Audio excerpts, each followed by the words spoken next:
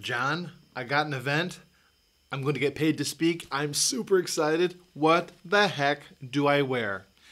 And I know women are going to think this is all women asking me. There's probably more men than women asking me.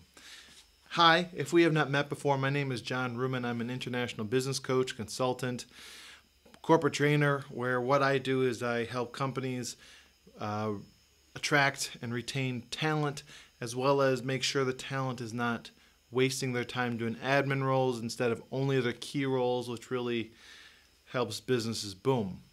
For those who have not had the opportunity to speak before, this will be very helpful for you.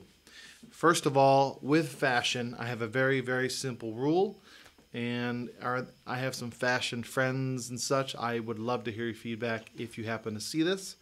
My rules are this: always dress a step up from what you would expect the norm to be. In other words, if it's an outdoor event and you're the person who is like an outdoorsy, very low key, I would still be slightly nicer than the average person would be.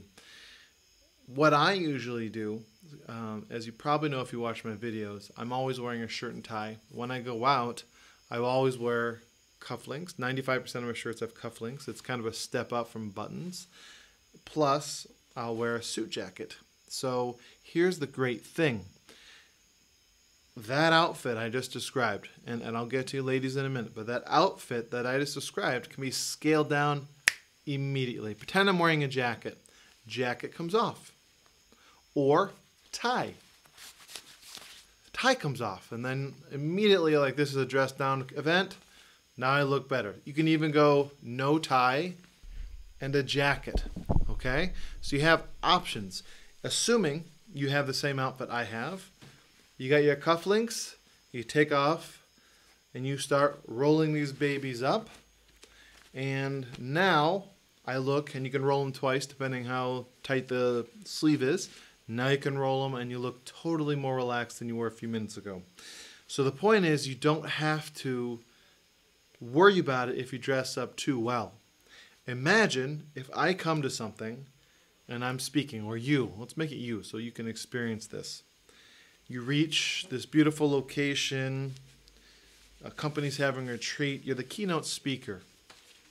This is the highest paid gig you've ever had. You're very nervous.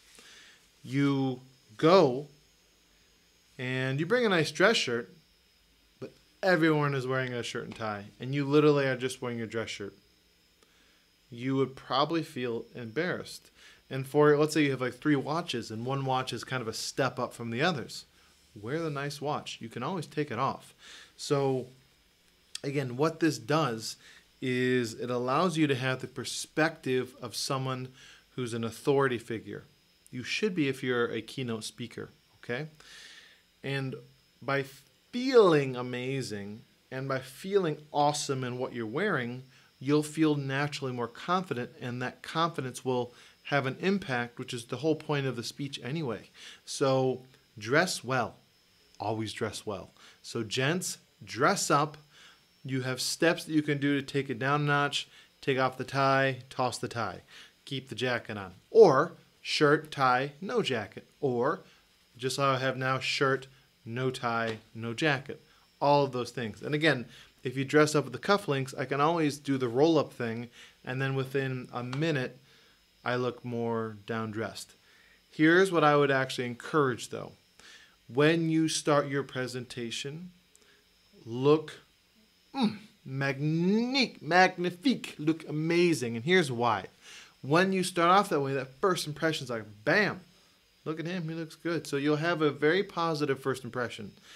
As the few minutes come up, the challenge is when you speak, you're not only nervous, but if you're in the Caribbean, like I'm very blessed to be in the Caribbean, it's usually hot. So within minutes, I'm quite comfortable, right? I'm wearing a suit jacket, just the tie around your neck and a suit jacket. You're like, whew, hot, right? Not every place has air conditioning. Plus, there are lights, so these lights make it warm. So you have a heat challenge.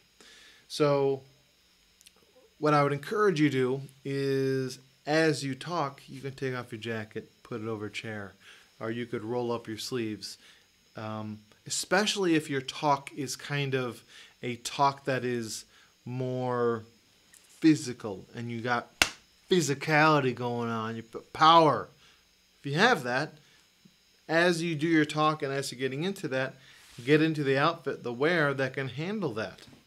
That's perfect. Ladies, you may have more challenges because you need to have shoes that you can walk around in always. So wear nice looking shoes that enable you to look great, but allow mobility. A lot of women look great in these gorgeous high heel shoes, but the challenge is high heel shoes are not great for walking around, your ankles. You never know if the stage has holes. A lot of them are like literally slats of wood. Not ideal. So get something that you can comfortably walk around in. Wear jewelry that looks nice but not too shiny, sparkly. Because the other thing is you are probably going to have, if you're on any sort of stage and you're speaking, pretend you're speaking to 200 or 300 people. You know, all these lights on you. When you have these lights, they're going to see, pretend you have a gorgeous necklace or earrings or something, they're going to see this glitter reflection. If it's too much, it'll actually make them not want to look at you because they can be kind of distractive. Like all they'll see is the glitter of your jewelry. So whatever you wear, don't have it so the lights are going to impact the viewers. You want to, again, your point is to get the message across, not to be distracting. So look beautiful, look elegant, look amazing, but don't let it distract from the talk. And then from there, just look something that feels comfortable. You want to feel confident in your space. So man or woman, you always want to be confident in your space. Let me think, is anything else clothing-wise? Nothing really. So be yourself, have fun out there. If you have any questions on what you should wear or specifics, feel free to shoot me a message. I'll be happy to answer those questions. And this is a fairly common question I get, so I'd be happy to answer anything else. So any other questions, I'm more than willing. So if you want help yourself with becoming a better speaker, I'm actually having a workshop on public speaking that I'll be doing. It'll be a 3-hour workshop. It is on the 27th of January. I'm going to have, I believe, 3 or 4 of these this year. So if you miss this one, that's okay. But I do limit them to 10 people. They are popular, and I do expect it to fill up. So if this is something you want, come. You'll love it. It's going to be, again, 3 hours. The investment is $700 TT for prepay, $500 on the day. And one of the additional things, there's quite a repertoire of things I'll be talking about. One of the things I will do is I will create on the fly a live that I'll do live for the group. And what I'll do is show you kind of the steps of how to do that. And it's something that people who want to get their message out there, doing lives are a great way to get your voice out to others. So it's also a great way to kind of get comfortable in front of a camera and to be able to say things succinctly without having to have a script or something like that, because you want it to be natural from you. I would rather you have a handful of bullets and know what you're talking about than have a literal thing that you're reading. It just doesn't feel as natural.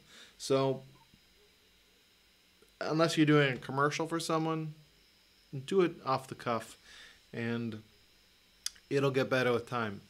Also, another important thing, if you are doing lives, and I'll tell you this when we're doing the class, but I'll tell you now too, don't worry about the first one being good or perfect. It won't be.